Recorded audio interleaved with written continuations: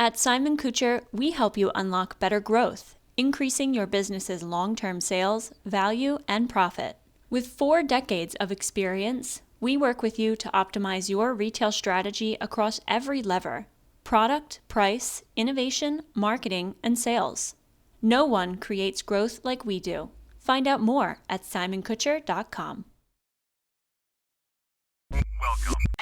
Welcome to Total Retail Talks, your podcast channel for retail knowledge. Hello, and welcome to this episode of Total Retail Talks. I'm Joe Keenan, the editor-in-chief of Total Retail. I'm excited to be joined on today's episode by Mandy Rassi, who is the Chief Marketing Officer of Michaels. Mandy and I are going to talk about that company's recently announced plans for an omnichannel transformation, as well as the launch of its Maker Place by Michaels marketplace. So we're excited to talk about that. So I want to welcome you to the show, Mandy. Thank you. Thanks for having me. So as I noted, Michaels is in the midst of an omnichannel transformation announced recently. So why don't you walk our audience through the core components of that transformation? Sure. Yeah, we're at a really exciting turning point in the overall journey of the company. We actually turned 50 this year in November. So it's an important and exciting milestone. And we've really been working over the last couple of years to make progress to deliver the best-in-class customer experience that we can. And that's what's really fueled the overall transformation that we've been going through. And it has many different components, but at the core of it is our desire to really be that one-stop shop for all creative people and creative needs that are out there.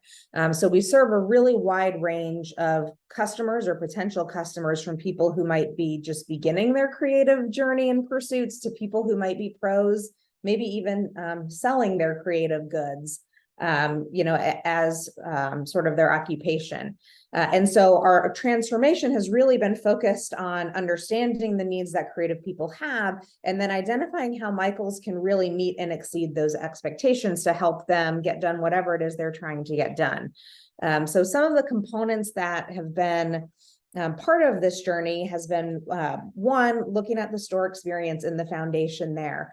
So really making sure we are in stock. We've done a lot of work on the supply chain, making sure we have innovative and exciting products. So focusing on the assortments.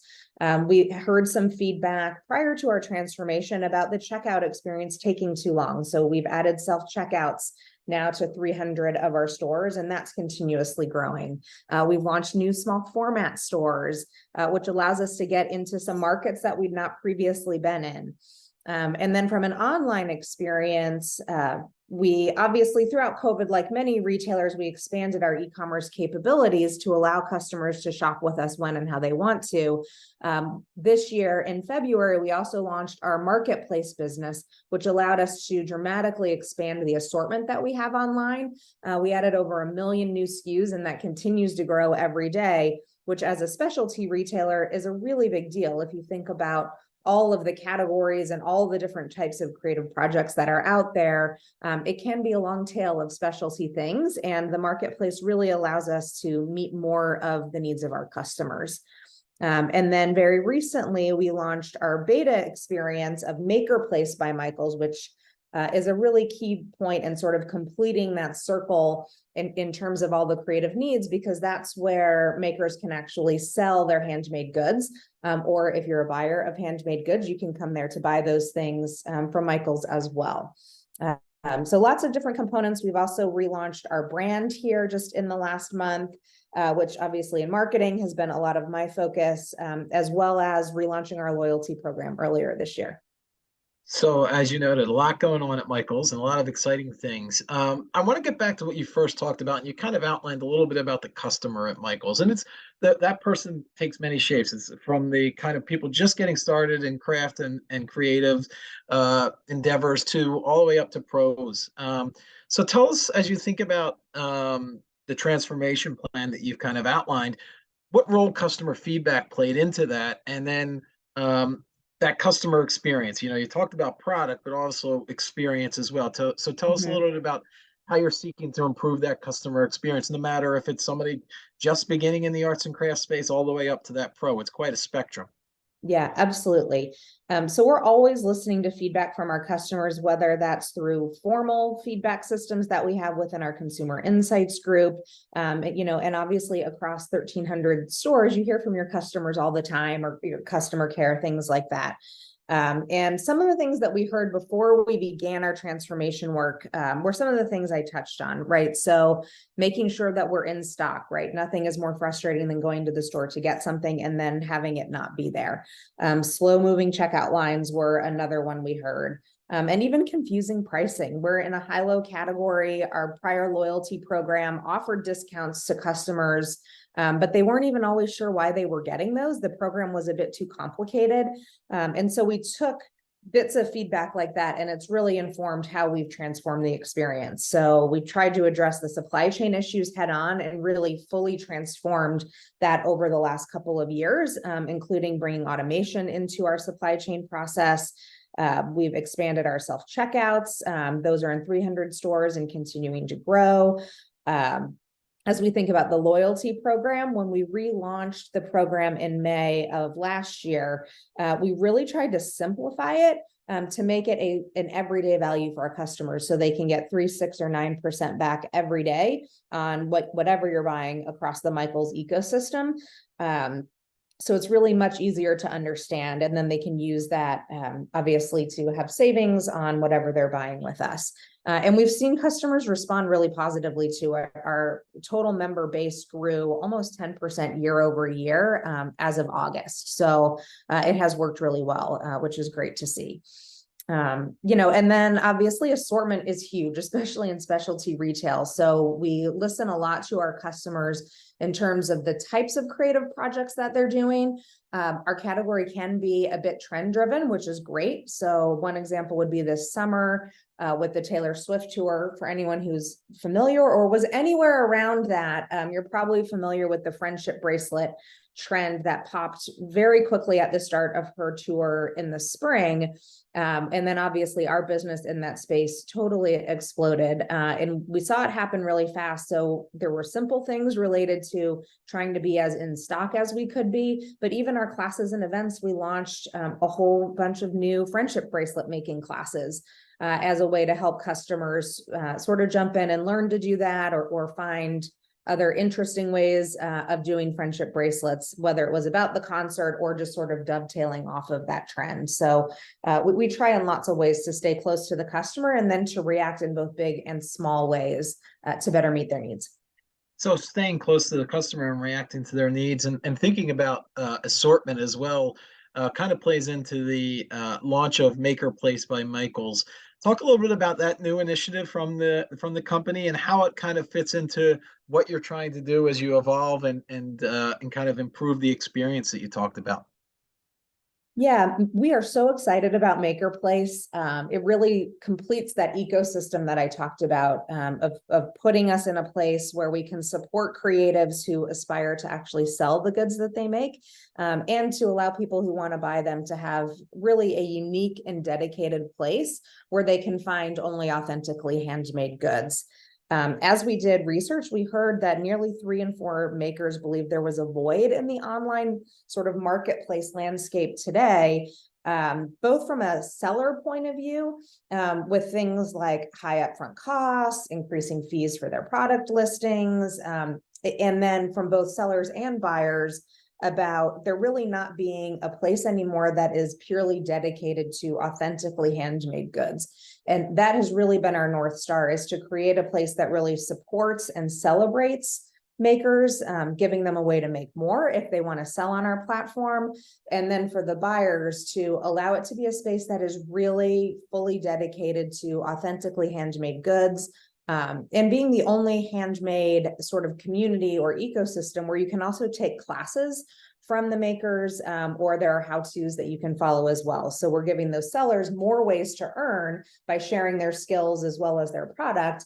And then we are allowing the people who want to be on kind of the buyer side to have a broader experience within that handmade space than anyone else is offering them today. Obviously, it fits very well with what Michaels has always been about in terms of meeting the needs of creative people, but it allows us to grow and expand into a new set of needs that we've not been in previously. So I'd love to get your perspective, Mandy, as a marketer, and what you and your team. So you talked about kind of what customers had previously expected of Michaels, and now some of these new offerings that are being brought out, such as Maker Place, and maybe we'll focus in on that. What creating that consumer awareness that these new offerings are out there, that these new ways to engage with Michaels exist. Tell us what you're doing from a marketing perspective to create that consumer awareness for Maker Place. hmm So we are just in our beta phase now. So we're not officially at like the big launch yet of Maker Place. But the way that we're thinking about, I'll maybe take a step back. The way we're thinking about it overall is first for Michaels, the total company, the parent brand. And our new purpose that we rolled out about a month ago is to fuel the joy of creativity. And that really guides everything we do across the Michaels side or the Maker Place side. We really are looking for ways to make the creative process joyful for our customers, to celebrate that process. And as we went into Maker Place, that really shows up in the experience that we're offering. Maker Place is a separate brand from Michaels, so it does have its own brand strategy that really supports the experience there, and it will have a dedicated marketing plan as well. Obviously, it's also different in the sense that we have two core audiences. First, the sellers, and that's where we've been really focused right now because obviously we need to have sellers on the site to be offering all of these great products that then the consumers will want to check out and buy. And since we're in beta, that's been our primary focus right now, using some of our own tools, right? The beauty of this coming from Michaels is we do have an established and passionate customer base within our Michaels ecosystem. And many of those people are professional makers today. So that was sort of the first audience, along with actually our associates was a place that we started. It might not be surprising that a lot of our associates in the stores and even in our support center are actually makers who, may want to sell their goods as well. So we went to some of those closer in audiences first, and then now we're using our paid media ecosystem and other things to expand that seller audience. And then the buyer launch will come with an even bigger focus here as we get closer to the broad launch.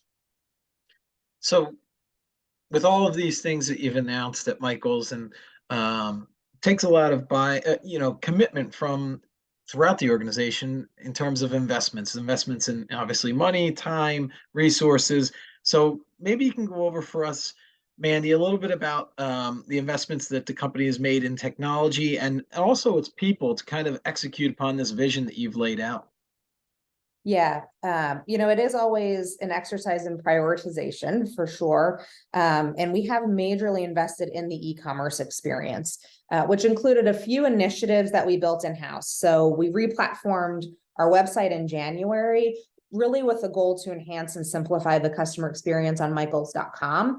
That also created the foundation for us to be able to launch our third-party marketplace that came much earlier this year, and then now actually Maker Place as well. From a store point of view, like I said, we've invested in the technology around state-of-the-art self-checkout that was actually coded and designed fully in-house as well. And we tried to make that, again, just very simple, very intuitive to use. We've heard good feedback on that from our customers. And then to your point, there's also the people side. So really making sure we're investing in team growth and building out the skill sets that we need to do some of these new things, right? So our internal teams related to enhancing and scaling the tech capabilities that we need, the e-commerce capabilities. We're actively opening new stores, which is really exciting, and that creates jobs in new communities that we've not been in before. And then we're also looking at expanding our in-store experiences for customers. So things like birthday parties and in-store classes, our free Sunday make breaks that we do. And particularly for some of those customized things, obviously we need to expand our team to be able to have teachers who can come in and teach pretty specialized creative classes where people can learn new skills. So thinking about it from a marketing approach, Mandy, how do you, as you prepare to kind of engage with existing customers from Michaels and also try to reach some people that aren't yet Michaels customers, how do you think about marketing to them and communicating to them. Does that change as some of these new initiatives and the kind of this transformation gets fully rolling, or maybe it doesn't change all that much. It's just kind of cadence and frequency. Talk a little bit about your marketing approach and how that may or may not have shifted as a result of this kind of transformation that we've been discussing. Yeah, we did shift our marketing approach in some pretty big ways. So always I want to start with who is the customer. So we started by really defining who the audience should be, and it is broad. We had gotten a little bit narrow in our prior brand strategy, where we were really focused on what we called the maker, which is the people really who are physically making things with their hands. And that is a huge and important audience for us. But what we heard from customers actually is we were leaving out other creative people, for example, decorators, where their creative expression might be something more like decorating for the holidays, making your house the spookiest Halloween house on the block, which is a creative expression. And we weren't previously maybe embracing that audience in our marketing and our storytelling as much as we could have. So we started by casting that net a bit more broadly and really declaring that we are in the business of creativity, which includes arts and crafts, but it's much bigger than just arts and crafts. And then that led us to reimagining our brand, which we relaunched in August under our new purpose, to fuel the joy of creativity. Our new tagline is everything to create anything, which really speaks to that ecosystem that we've been talking about. But we gave the brand a whole fresh new look as well. Our category had been a bit of a sea of sameness. We are a very high-low category. We are a high-low retailer. And so while discounting will always be a part of what we do, especially last year as the economy got tight, we, like so many others, I think, really focused hard on that. But many of the offers that we run, the coupons that we run, are very similar to what our competitors do. And the category really kind of looked like a sea of sameness. So as we looked at our new brand strategy and thought about how to bring it to life, we brought in a new agency partner, OKRP, and they helped us really reimagine the whole ecosystem. So our new look is very sort of pop art, very fresh, very joyful. We have amplified the way we show our product, really focusing on product macros. So in some ways, taking something like a skein of yarn or, some of our craft paint and showcasing those in a way that are really artful and creative, which feels more fitting of a creative brand. We've also looked across our whole ecosystem. So whether we're talking the most bottom of funnel performance oriented thing, or maybe a big top of funnel brand and awareness message, it all needs to work within the same brand ecosystem. And that was an area we had some opportunity in the past, where there was sort of brand messaging and performance messaging that didn't always feel like they were coming from the same brand. And we worked really hard to unify and to build a brand system that is big enough to hold all of those things that we need to do. Especially as you think about new initiatives like the loyalty program being revamped, and expanded e-com experience. We launched our credit card earlier this year. So we needed a brand strategy and campaign that had broad enough shoulders to hold all of these things that the transformed business now encompasses. So you talked a little bit about kind of changing the storytelling and the messaging in terms of as you broaden out the scope and depth of the audiences that you could potentially bring into Michael's. Also, have with that in mind and looking for new customers and new segments that you can even find or penetrate deeper into if you're already engaged with some of those customers. Has the marketing channel optimization mix changed for you, or is it pretty much what you've always done? Maybe talk a little bit about that. You kind of addressed the messaging. I'm just interested a little bit about the channel mix as well. Sure. Yes. Over the last 3 years, our channel mix has changed really dramatically. Probably like a lot of retailers.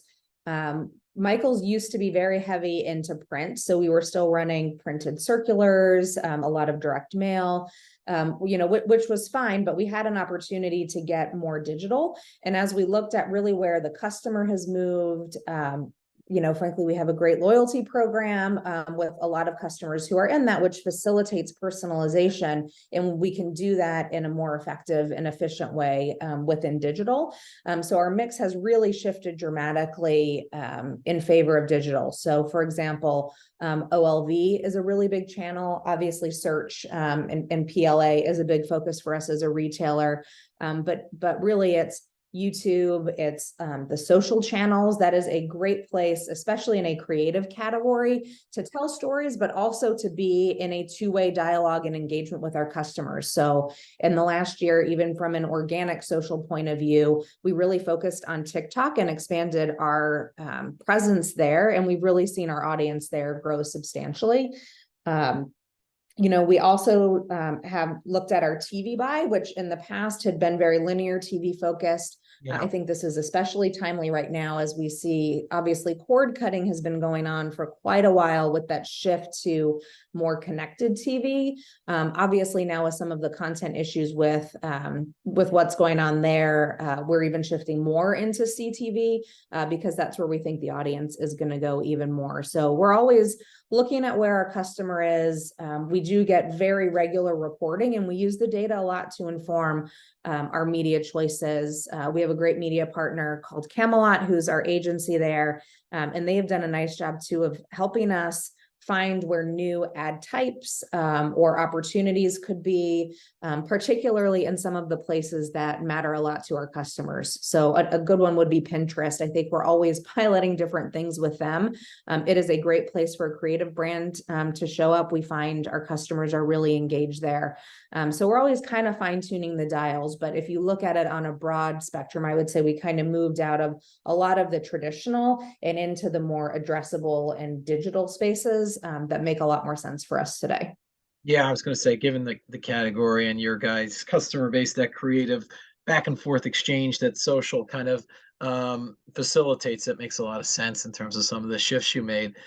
My final question for you, Mandy, as we record this, we're inching closer to kind of end of year holiday season. And, I'm interested in what you're seeing from your customers and what you're forecasting for consumers in the upcoming holiday season, and what you're thinking about at Michael's in terms of trying to capitalize on some of the macro trends that we're seeing. Mm-hmm. So holidays are huge for Michael's. And right now we are very much in the throes of Halloween. Our customer is very passionate about Halloween. In fact, we broke our 100 days of Halloween back on July 21st. And even before that, we had customers reaching out like, when is Halloween going to hit the stores? So that will continue to be a big focus for us here over the next month or two. And then as we look ahead to the holiday season, again, we really want to be that destination for all the creative holiday fun and celebration and gift giving that people might be doing. So obviously decor is a big piece of that. We focus every year, our merchandising team does such a nice job of curating both trend forward types of merchandise, but then there are also like the tried and true. So one thing we saw a lot of excitement about last year was like our large nutcrackers, or we have lots of miniatures or dimensional lighting.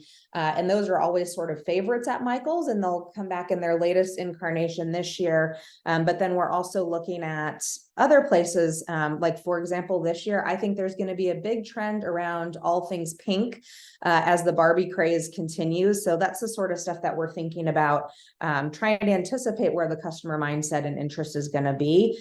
The other piece I will say, not unique to Michael's, is definitely value is going to be very top of mind for people again this year. We saw that last year. I think it's just continuing. And so we are looking a lot at how we provide value. So let people have all of the holiday fun and make those special moments, but do it in a way that can work within their budgets, even if this year is a tight budget year for them. Obviously, we are very promotional, and we're kind of looking at the right cadence of that and the right types of offers for various customer groups to make sure we're kind of putting all these experiences within reach of where people can and want to be value-wise this year. Well, I think that's a great overview of what is coming from Michael's. I want to take the opportunity to thank Mandy Rassi, who is the Chief Marketing Officer at Michael's, for joining us on this episode of Total Retail Talks. And again, kind of giving us all the insights into that company's omni-channel transformation and what's to come from Michaels. So thanks for joining me, Mandy. Thanks, Joe. Great to be with you.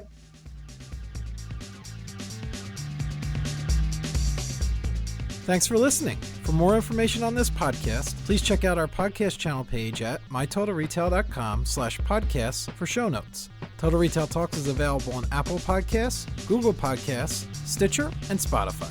Make sure to subscribe on our podcast channel page as well. If you've enjoyed this episode, please take a few moments to rate and review this podcast. Thanks, and until next time, this has been Total Retail Talks. In a time of evolving consumer demand, let us help you build a strategy that delivers growth and plants roots for customer loyalty.